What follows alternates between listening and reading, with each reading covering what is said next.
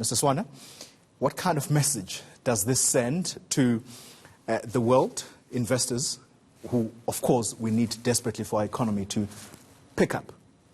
Is the stability, is the messaging that South Africa is a stable country? Thank you very much, Xoli.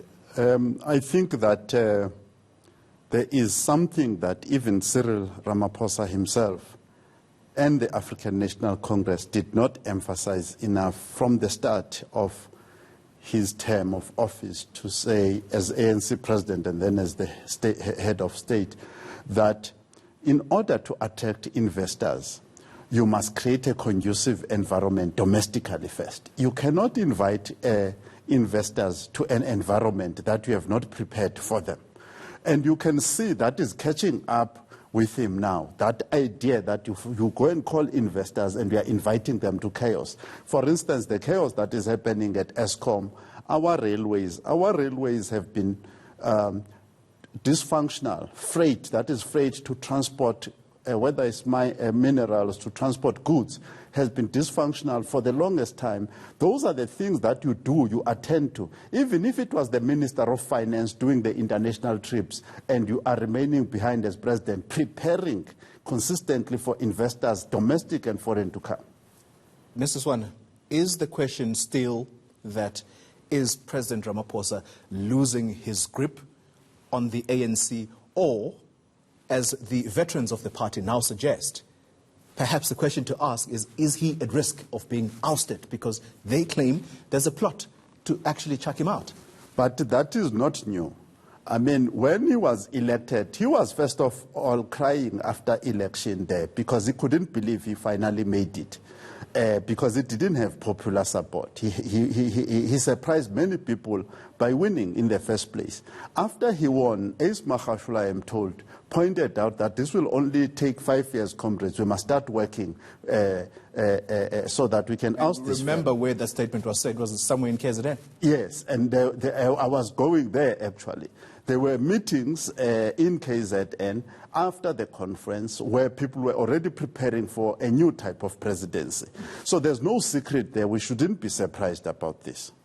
Mr. Swana, I want to focus a little bit on what that statement of the veteran says.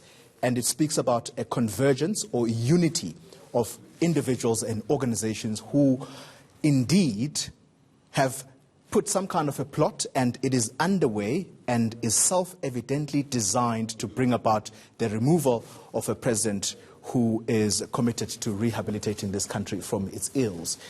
Are the veterans speaking to someone in particular here? And I have in mind the deputy president. I wouldn't venture in that direction, but as you are talking, I'm reminded of something else. I mean, Trump himself, who is apparently making America great again, is facing impeachment. So the idea of removing a president in a democracy should not worry us. A president in a democracy must be removed if there's a good reason to remove him. So that should not worry us. There will be people, and these people have identified themselves. Now, if you talk about the deputy president, it would be very interesting because that's the deputy president who dished Nkosazana Dlamini Zuma to, at the last minute, put in Cyril Ramaphosa. And he could indeed also be seeing himself as a potential president in the very near term. Final question to you. Mboweni will address a pre-WEF breakfast this morning. He has been completely critical of government's inability to implement the much-needed economic reforms. Add to that him being reprimanded by the party on his utterances on the Reserve Bank.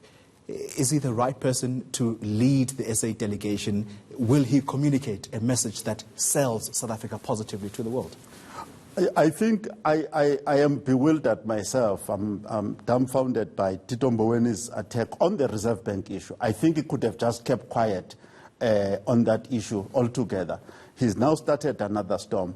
On the issue of the reforms, it goes back to exactly what I was saying earlier on, because the African National Congress should have committed itself to cleaning the house. When it talks about structural reforms in the economy, there are basic infrastructural things, soft and hard, that must be done if we are going to attract investors. And that is not receiving attention and even coherent attention. So that is where the issue is at. Sanile Swana, thank you very much for making the time to talk to us. It's a gloomy moment for our country. Thank you, sir. Thank you indeed.